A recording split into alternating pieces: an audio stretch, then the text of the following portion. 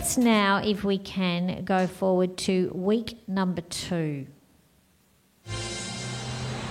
Online, on DAB Digital Radio and on 1395 AM. Talking Adelaide. This is Adelaide's 5AA. Good evening. South Australians are being urged to exercise extreme caution as the heatwave conditions extend into a second week. The Bureau of Meteorology is currently forecasting 44 for Monday and Tuesday, before a slight drop in temps to 38 and 36 on Wednesday and Thursday. However, temperatures are set to rise again on the weekend and will reach into the mid-40s. The extreme heat's putting unprecedented load demand on electricity sources, and consumers are being asked to switch off whatever appliances are not absolutely required.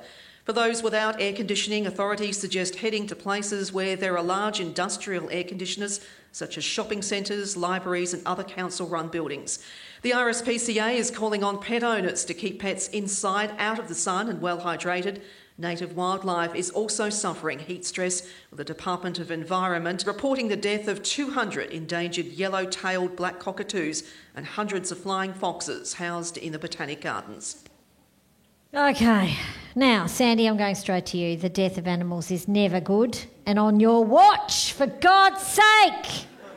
Quite honestly, how do you respond? I mean, when we see these disasters, invariably what ends up on the front page of our newspapers or on page 3 is the photo of the little burnt koala, or, you know, the little skippy lying on the side of the road desperately clawing for a glass of water.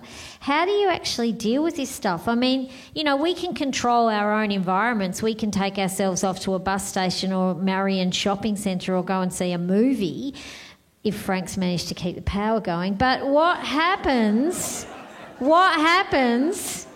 to the poor bloody animals? Well, the news is not good. No.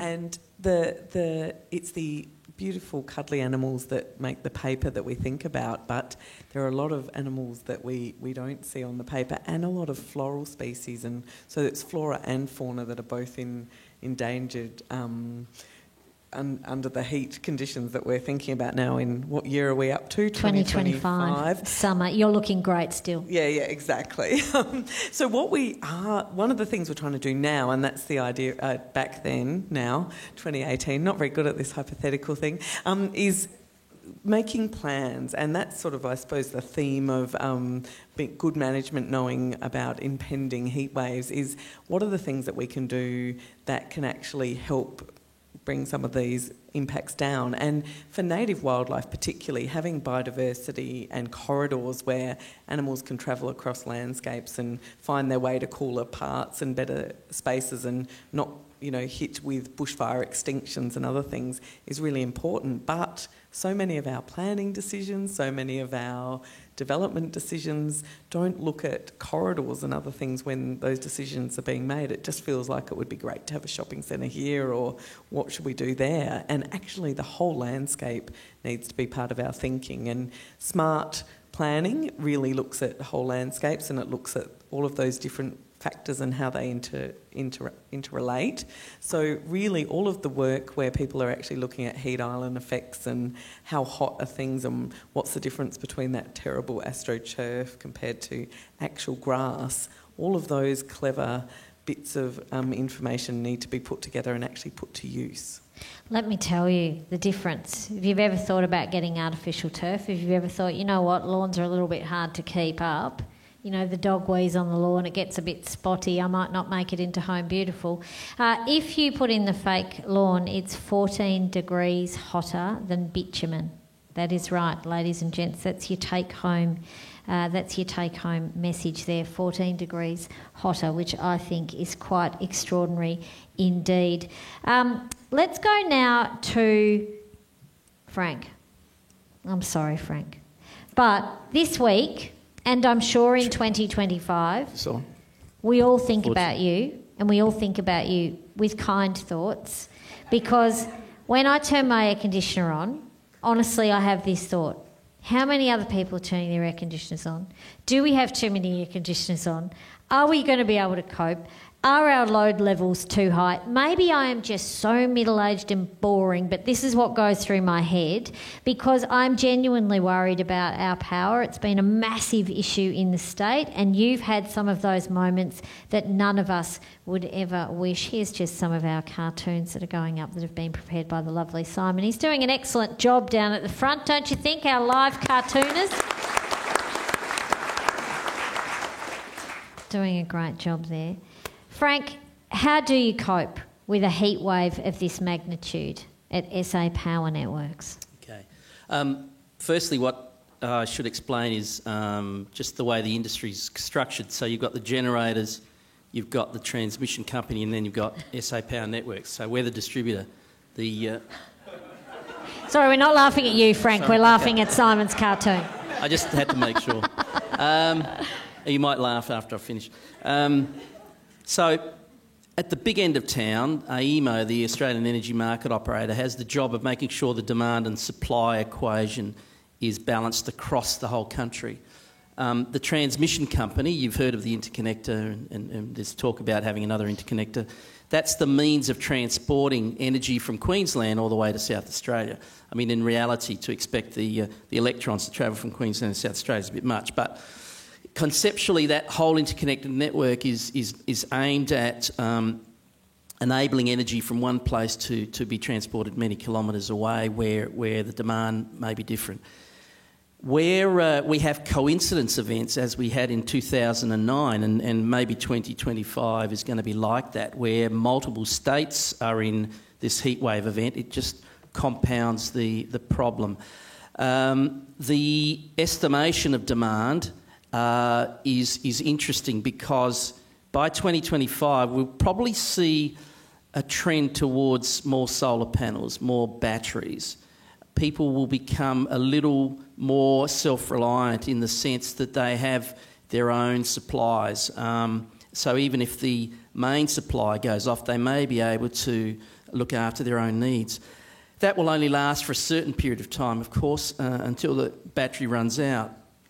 In which case, hopefully, we've got the main supply back. So you've got this industry that's going from the traditional carbon gas type of event through to a renewable world, but it's going to take some time to get there. With the target that the government has set, it's quite an ambitious target to go from the traditional industry to the renewable industry, which is obviously where we need to go. So in the meantime, we've got this complex scenario where we could have increased loads, we could have more electric vehicles, so we could be putting more load into our network and asking our network to do more work, which will increase the likelihood of fuses operating.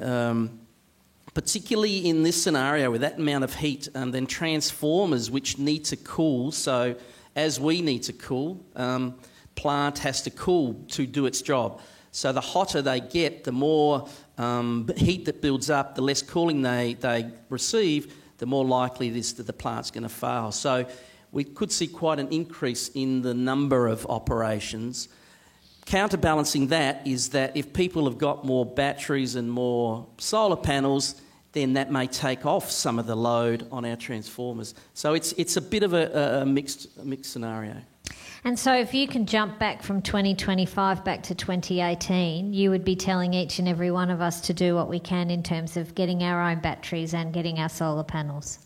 Well, I think what we do now to prepare for these events and what we do when the network is evolving are different. So what we do now is obviously there's going to take some time for people to get into that scenario, but that is something to make yourself more resilient. That would be something you could do.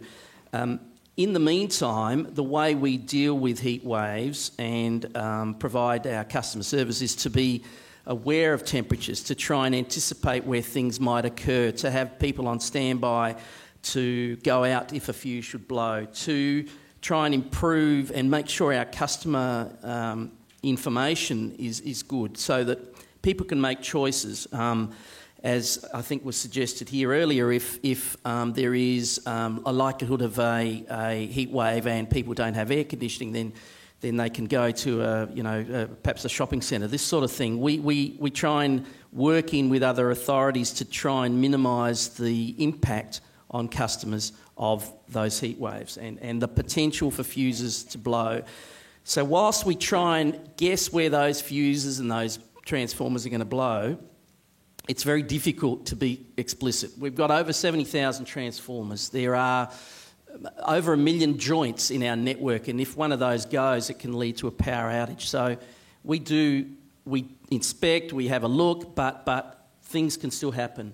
So because things can still happen, what we can do is make sure we're ready with resources to make sure we keep people up to date with what they need to make decisions about their scenarios. Tony, can I go to you? In the news bulletin, our newsreader said, go to public spaces. And Rose, you've said the same thing. Go to public spaces, go to places where there's air conditioning. Ian has said exactly the same thing. Go with other people. What is the impact on council buildings? So what is the impact and how do you manage that? Because if your lovely librarians are sitting at the City of Marion Library and they're having a wonderful time just putting the Jane Austen novels away, which they're probably not because they're probably reading everything from, iPads by then. But, what happens when suddenly you get half a community knocking on the door? How do you manage that in 2025? Our buildings are favourites right now in 2018. So we've got a library just in this precinct, just behind us. Those of you who use libraries would know that every single morning when it opens there's a queue already of people wanting to come in. And in the summer it's cool, in the winter it's the right temperature, they're well loved, and we get crowds of people coming in, and we would anticipate that would increase. What we do know is we already have mechanisms in place to extend our opening hours so we can keep them going into the evening. We have public swimming pools. There's a great one on Oaklands Road. If you haven't been there, you need to go there. It's great. And I can see that something funny is happening behind. Something funny's come up again. Well done, cartoonist. Can you put a few snakes in there too and just put Hackham East Primary School? Can I just come in there? Schools have a continuity of service policy, and schools wouldn't shut. Maybe under extreme circumstances, bushfire threat or something like that. And I think there's talk now of schools as community hubs. And I think, having schools open, libraries, we've got open areas, if the air conditioning's working well enough, where people can come, and it's fine being with their kids, and there's another place that takes the pressure off than the other public places. Yeah. How does the workforce cope in 2025 though? I mean, there'd be some council services that require people to be outside. People are emptying rubbish bins still and sweeping the streets and performing all sorts of outdoor activities. How do you cope with that? And how do you cope with annoyed ratepayers who call Leon Biner, who by this stage is 172 years of age, and complain about the fact that the council are crap because they're not out doing their job? We're all in this room used to our 3-bin system, and we put it out, and we have a great contractor or council that comes along and removes it for us. It works a treat. And here in Marion, we have a contractor that works 364 days a year. We let them have every single Christmas day off, and they do a great job. But in 2025, when things are hot, what we will find, and we already have it in this city, is that some councils will be saying, what, on catastrophic fire days, we won't be providing that service. And you put your bin out and they won't be picking it up. And that happens now occasionally, but it will happen more often. And the next day, it might not be picked up again, and a third day. And so for all of those councils along the hills face or rural areas in particular, there will be times that our 3 bins don't get hauled in. And those councils will need to make decisions about the risk, the most safe time or the least risky time that they can go out and grab that rubbish. And I think we can all appreciate that that's not going to be a desirable sort of point in time. No, and your bin's going to stink. Yeah. I think it's an important point around workforce protection, and with our messaging we tend to focus on individuals looking after themselves, family, neighbours, friends, their pets. But what's often overlooked is the impact in the workplace in terms of not only the near misses but the reported injuries and lost time injuries. And that's not uniform across industries. So in the utility space, Frank, unfortunately, with power, water and gas, this period of heat in 2025, we're looking at up to 800% increase in injury rates in that industry alone. Fisheries, forestry, those sort of industries, maybe 450% increase. So workforce protection measures are really important things for employers to be thinking about as we head into this event. How do the police cope with this heat wave event? Generally, what we find in any major event is that the community does go home. I think somebody said that before. They stay home. It doesn't get particularly busy for us, which is a great thing. The problem is, of course, if they can't get home, and then we have to respond and try and assist. The way our emergency arrangements across the state work is it is a collaborative approach. So it's not up to any one agency or emergency service to try and deal with it. We all pull together, and that's exactly what would happen in this situation. If there were transport problems, we have a state emergency centre, and Chris would call a meeting of that, and we would all get in the room, and we have people from Transport SA who would come to the room, and we would talk about how we deal with it. In the meantime, of course, police have to be the first responders. So if there was a power outage and the traffic lights all went out, we would, in the first instance, absolutely send police to do what we can to direct traffic. That, again, would cause us some grief if it was a 48-degree day. And we'd have to then look at how we were swapping police officers out of that traffic control job, make sure they've got water and they're rehydrated, because the last thing we want is for our own staff to fall over. To a certain extent, the community will become self-regulated, self-evacuation, and people just getting themselves home is often what happens in these situations, and we find that there are not issues of public disorder and some of the things that you often see on TV.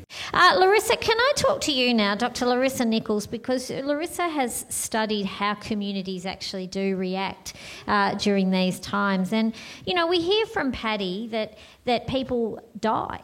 People die in heat waves. And I have to say that there's a part of me that when I hear those stories, I go, how come? How come? Why didn't they just turn their air conditioning on? And maybe that's me just being incredibly naive, but how do people really cope in these situations? We've got households that are experiencing temperatures in their homes. We talk about home being the safest place to be, but for some households it just isn't, because the homes are such poor quality, they are so hot, they're not cooling down overnight. And some of those households are so crowded as well. While we have homeless people visible on the street, there's a lot higher number of homeless people that are bunking in other people's homes. So there are a lot of households that we don't see that are experiencing longer, hotter.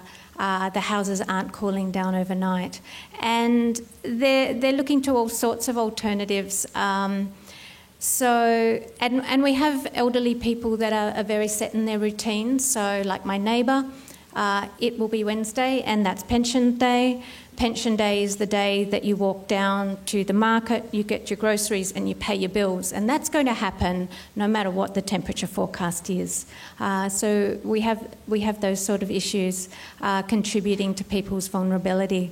But many of these households actually don't have access to air conditioning.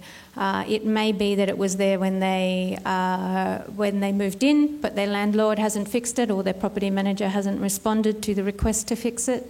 And it's been mentioned before, pets. So we're asking people to stay home and look after their pets, but we're also asking people to go out to a public place to stay cool if they don't have air conditioning at home. But we have a really high proportion of people with pets, and they're not going to leave their homes and leave those pets at home in that hot house. And yet the library and the swimming pool and most of these locations won't take them with their pets. So there's quite a big decision there for a lot of people that counteracts some of the advice that they've been given. Do we need to start considering things like indoor dog parks? No, so genuinely, like pets are important for people and sometimes it's the only company they have. Is that the sort of thing we're going to have to do? I think some of the sports grounds, those sorts of facilities might end up being public spaces with cooling or that people with pets could go. But we definitely need to think about them. But so we've done research with households and there are a lot of households that hold off on using air conditioning because of the fear of the cost. So they may have it, but they're not using it. And do you think too that they don't understand that they can actually die? Like, do you think there's also a part of that too, that the information about how sick you can get in a heat wave just doesn't get through, and they might say, oh, I had a sip of water at 7 o'clock this morning and it's now 7 o'clock at night and they haven't had any more? Yeah, people get very tired. With the not being able to sleep overnight with the hot nights, that's one of the reasons that the hot nights make people more vulnerable. And as people get progressively more tired, they don't think as straight about keeping hydrated and making a sensible decision about the air conditioning if they are elderly and vulnerable and have a health problem. And some households are resorting to their cars, so they'll be in their cars driving around using that air conditioning instead, hopefully leaving their garages to do that, but that is... we hope. So people have told me that they sleep in their cars when it's hot because their homes are hotter. Can I ask, I don't know whoever wants to answer this, but it's certainly something that I think about when the weather is as hot as this.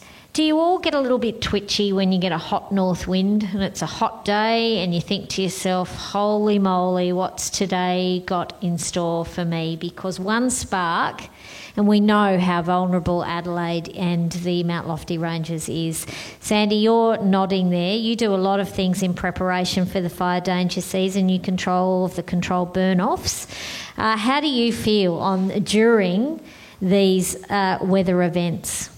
Yeah, well, I definitely share twitchiness with quite a few people on this panel. Sometimes we actually meet and sort of just be panicked together. In a public place with air conditioning. Yeah. No, we're very calm, and we are very planned about responsiveness, but knowing the conditions and knowing all of the different variables that are there in terms of bushfire prevention and particularly bushfires is a twitchy place. And for us, there are so many parts around the state.